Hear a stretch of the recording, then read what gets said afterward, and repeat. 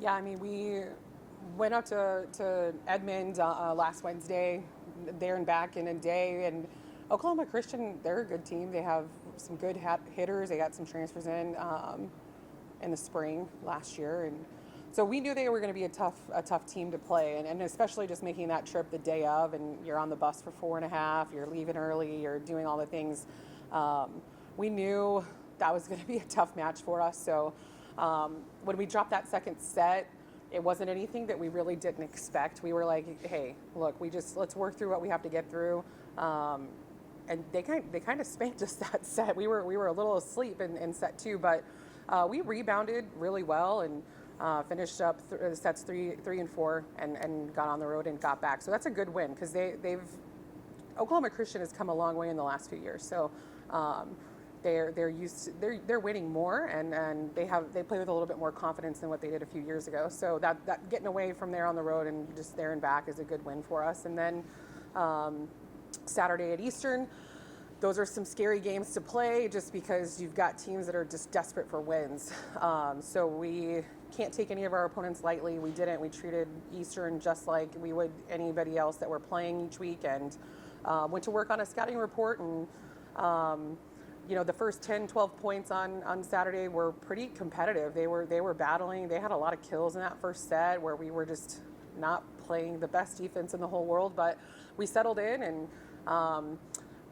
they're a team that their hitting percentage on the year is not great. So we talked about, don't bail them out of their poor offensive choices or their bad swings. And we did a good job of that, getting out of the way of errant swings and things like that. So I think that they hit like .011 on the afternoon that day. And I think they're like hitting 127 on the season. And then we went to work, we passed well, we played good defense. Our hitters were all in sync with our setters, and we got out of that match pretty quick, but they did play us pretty tough.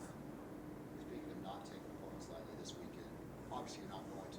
There's Yeah. three teams in the conference. With Yeah. Tyler, DBU, or DBU, the crossovers. Kind of what have you seen with Tyler and DBU? Tyler, their season started off. They didn't have the best start, but they're playing with a lot of confidence. They're playing well. They're right up there with us. It's 6-0 in conference.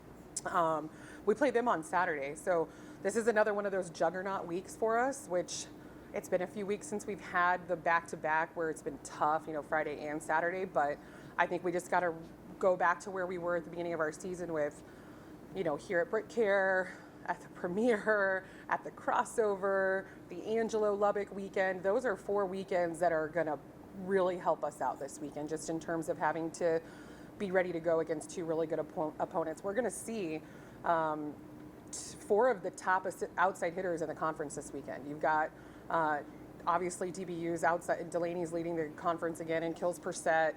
Carly Wells is up in the top 5, I want to say, and then Coda and Autumn Perry over at UT Tyler. I mean, those kids are all in like the top 8 of kills per set in conference play right now. So we're going to have to go to work at the net, blocking wise, and making sure that we're just taking care of hitter tendencies this week. But yeah, this is a tough week for us. A lot of prep going on this week, but our kids are playing confident too, and we're playing well. We're not playing high air volleyball. We're playing really low air volleyball, and we're playing smart, and we're staying in the moment. We're not letting things get away from us. And I like WT this weekend, but it's going to be tough.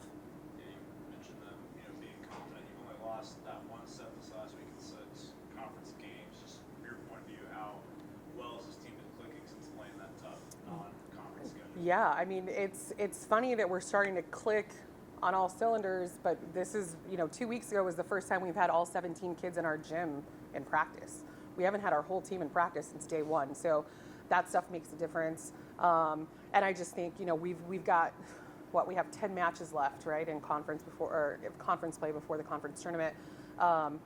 This would probably be about the time where you need to start clicking on all cylinders together. And now, instead of playing your best at the beginning of September and having to sustain for, 10 or 12 weeks, now you're sustaining for 4, so it's let's get sustained with where we're at right now. And I think we're doing a good job with that.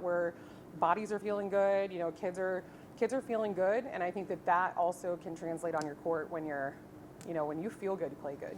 I want to go back to that ENMU game, because that's technically the wagon wheel of volleyball here.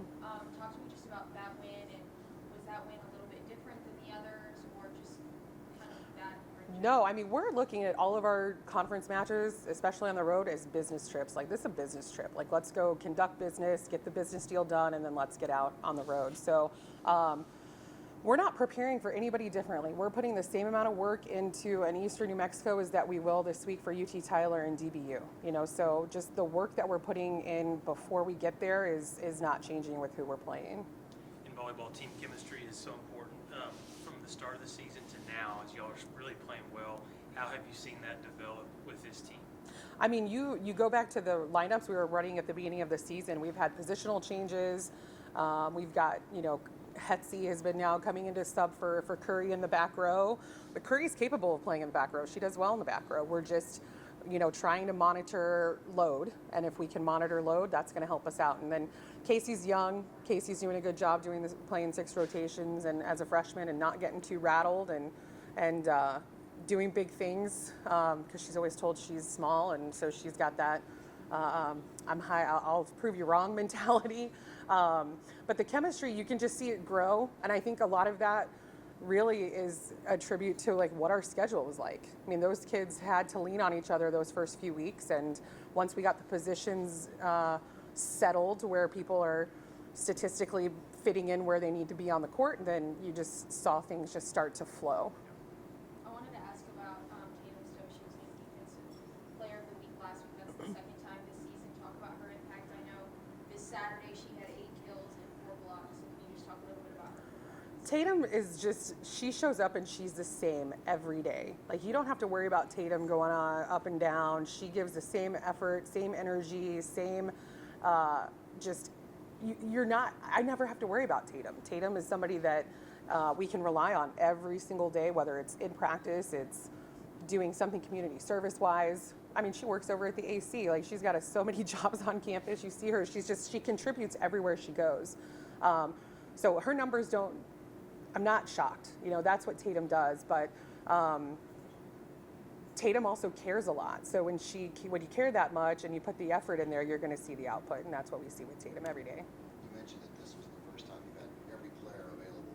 Knowing that you have that depth is one of your strengths. How important is that then? I mean, it's going to be good because, you know, now we're getting into this, you know, meat and potatoes of our season where this is one of the tougher road trips. You know, you've got DBU and Tyler, who, that's a hard road trip. They're both really, really good. And so you're going to get battled and battle tested. So just going back to everything that we've talked about, like, you have to have each other to go through and win these games this week. Like, you're not going to do it alone. We're not going to do it individually. But there's going to get Casey Kavanaugh. She's a freshman. She hasn't been in these situations a whole lot. So if, let's say Casey has some questions, let's say she does get a little rattled, well, you've got Bryn, you've got Naomi Seymour, you've got kids that you can pull off the bench that can pull into that and are playing at just as high of a level in our gym as Casey.